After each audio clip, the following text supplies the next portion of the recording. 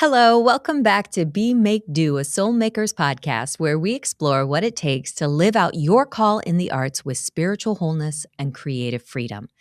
I'm your host, Lisa Smith, here with our producer, Danny BH. Hello, everyone. And it is our passion to encourage you to become who you were created to be, make what you were created to make, and do what you were created to do. Okay, so here we are. This season on the podcast, we've walked through what we've been calling the vocation traps: the security trap, the happiness trap, the hero trap, and the chosen trap. And we've looked at biblical stories, biblical lives like Abraham and Sarah, Joseph, Moses, and Ruth. And what we've been seeing again and again is this: everyone gets stuck in traps based on fear. And they're traps because they become mistaken stories we play in our heads about what calling is and where meaning comes from and what we're responsible for. And when those stories go unquestioned, we get stuck. Not because we don't care enough, but because we care deeply and we're trying to carry weight that we were never meant to carry. Yeah, and I think what's striking is how familiar these traps feel, right? So they don't feel like mistakes. They feel reasonable and logical when you understand each of the traps that you may fall into. Exactly. The traps catch us because they feel reasonable. The security trap says, if I could just be certain, if I could be validated and safe and approved, then I could finally move forward. When the happiness trap says, if this is my true calling, it should feel good, or at least feel fulfilling all the time. The hero trap says, if this really matters, then it's up to me to make it happen. And the chosen trap says, there must be one right thing that I am meant to do, and I'm terrified of missing it. But what we've been uncovering as we've been talking is this: each of these traps quietly put us at the center of the story. My clarity, my feelings, my certainty, my impact. And the biblical calling story asks us to step out of that center, not because we don't matter, but because the story was never about us at the center to begin with. Now, from the very beginning of this series, we've been working with a particular biblical imagination, one that sees scripture not as a set of instructions for self-optimization, but as a story that we're invited into, like a 5-act play, where we have Act 1 is creation, then Israel, then Jesus, the church, and finally the fulfillment of all things. And we've acknowledged that we are not in Act 1, and we're not waiting for Act 3 to happen, and we're not responsible for Act 5. We're living in Act 4, which means this: the decisive work has already been done. The ending is already promised, and our calling is not to control the story, but to bear witness to it. And that's where our freedom comes from. When we live as though the story depends on us, calling becomes insecurity and burnout. But when we remember that this is God's story and that reality itself is held together by God, calling becomes something very different. It becomes participation. It becomes improvisation, even play. Not striving to get somewhere, but learning how to just show up faithfully where we already are. So, I want to end this series by naming 2 concrete areas of practice, not as techniques, but as ways of inhabiting that Act 4 space. And we've seen them in the Bible, in the lives we've been talking about, and really in every artist who sustains a faithful, grounded life over time. This is the key. So the 2 things are prayerful listening and faithful action in the everyday. You've already heard us talk about these repeatedly through this Vocation Trap series. We want to be in a space of prayerful listening and faithful action in the everyday, regardless of your circumstances. So now, when we turn to those two practices, prayerful listening and faithful action, I want you to hear them not as how to fix your creative life or as self-help, but as how artists are trained to live faithfully in Act 4 of God's story. All right. So first, prayerful listening is how we learn to live in a reality that doesn't begin or end with us. If you think about Matthew 7:7-8, Jesus talks about asking, seeking, knocking, and he'll respond. And I think this is a great formula for prayerful listening. But I'm going to reverse it. So it'll go knock, seek, ask. So knock reminds us to cultivate silence and solitude, spaces where competing voices just kind of quiet enough for us to notice what's actually moving us. Are we being motivated by what God has put in us, our archetype motivations? Are we being motivated by fear? So knock, setting that space for silence and solitude. Then seek. I can't stress enough the importance of immersing ourselves in the story of the Bible, not just to extract answers, but to learn the character and the story of God so that we recognize God's voice when it comes and we recognize the larger story that we're living in. And then finally, ask, practicing waiting and actually asking God questions. I can't tell you how often I notice myself and other people when we go to ask God something that we forget to ask the question and then wait to listen for an answer. We kind of pose a question and then start thinking through the answer in our own minds.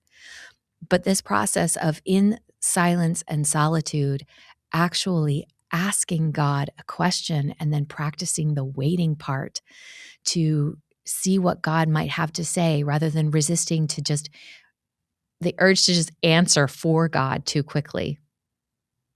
That kind of prayer doesn't immediately give us clarity about what to do, but what it's doing is reshaping who we're becoming.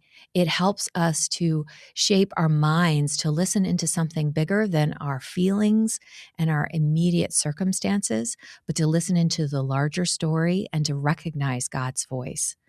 So knock, seek, and ask to practice this prayerful listening. And then the second practice is faithful action. If you remember, I think it was in the last episode, we talked about discernment and discernment, including that quiet listening, but also having a second part of faithful action and taking action in order to learn something. So we're not talking about the big heroic action that solves the problem or even strategic action that helps position you in a place.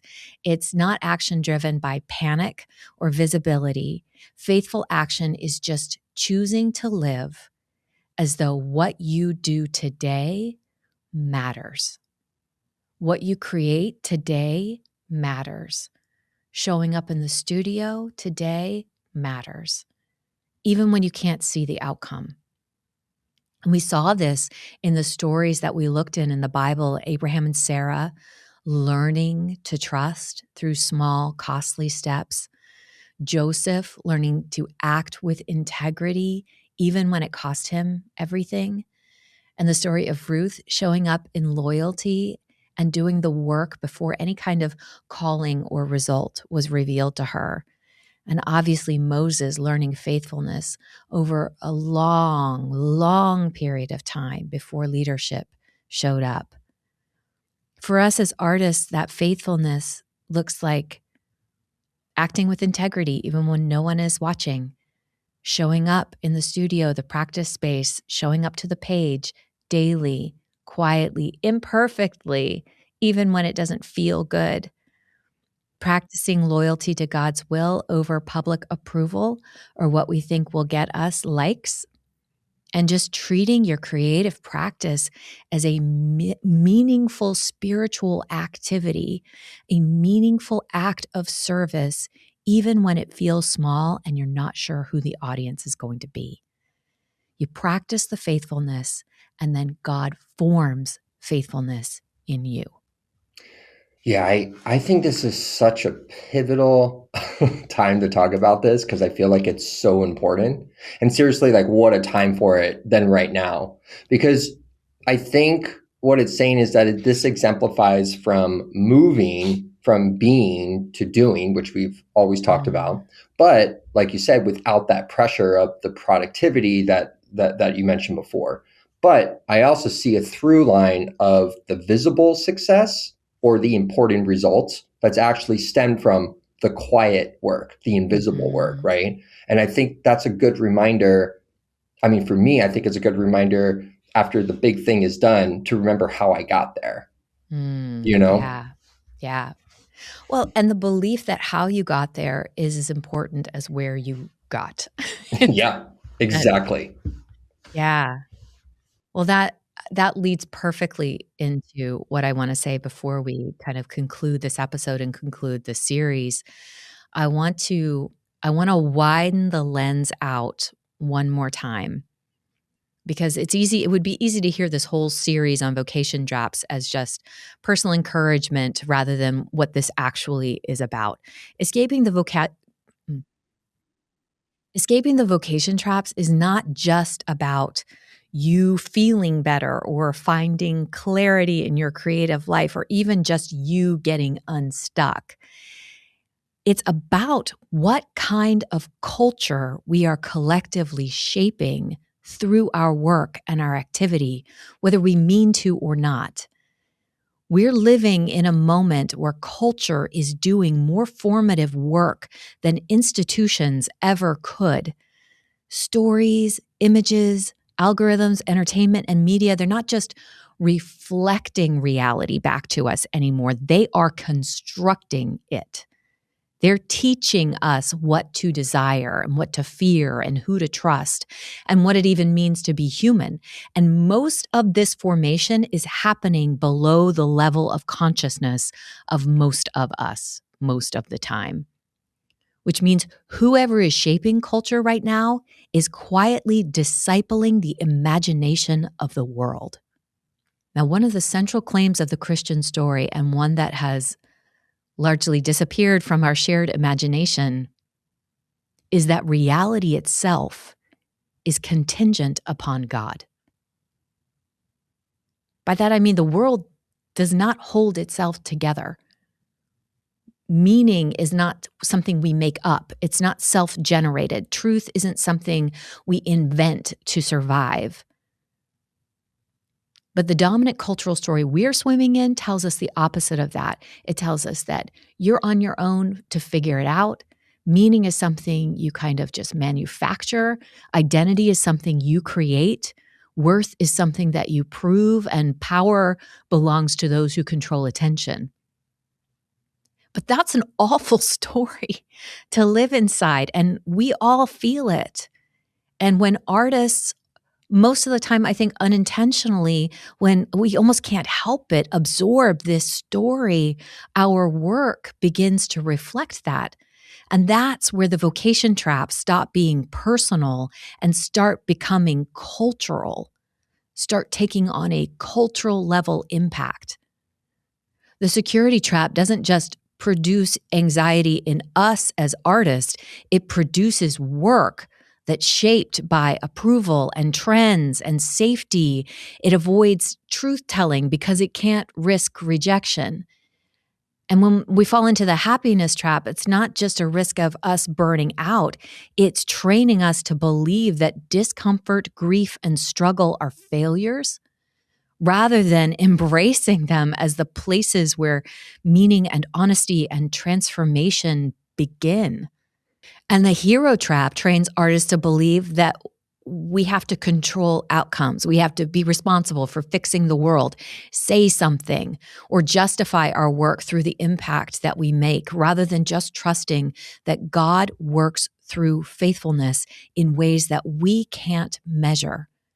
And the Trojan trap feeds the myth that only exceptional or rare or successful or influential lives matter, leaving most people quietly convinced that your daily faithfulness is insignificant. And so many people stop creating because they think it doesn't matter. When these traps shape artists, they're not just trapping us as individuals. They're shaping the stories we collectively tell, the worlds we imagine, the futures we assume are inevitable. And this is why artists matter so much right now. Because we don't just comment on culture, we create the conditions through which people perceive reality. The work of artists gives language to longings that people can't articulate. It makes invisible assumptions visible and trains people how to see and how to feel and how to hope and how to lament. In the Bible, this work, that work of helping people to see and articulate, has always belonged to priests and prophets, not, fortune tellers or religious performers, but people who help communities remember what is true, especially when it's inconvenient or costly. When we talk about the prophets in the Bible, they didn't, invent new realities or come up with new things. They named the one that everyone was trying to forget. And the priests weren't manufacturing meaning. They were creating spaces and practices and symbols that made God's presence perceptible in ordinary life. And I think that's the lineage that Christian artists stand in.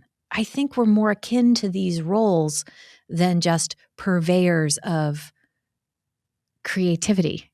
It's creativity in service to something. Creativity in service to one another and to God.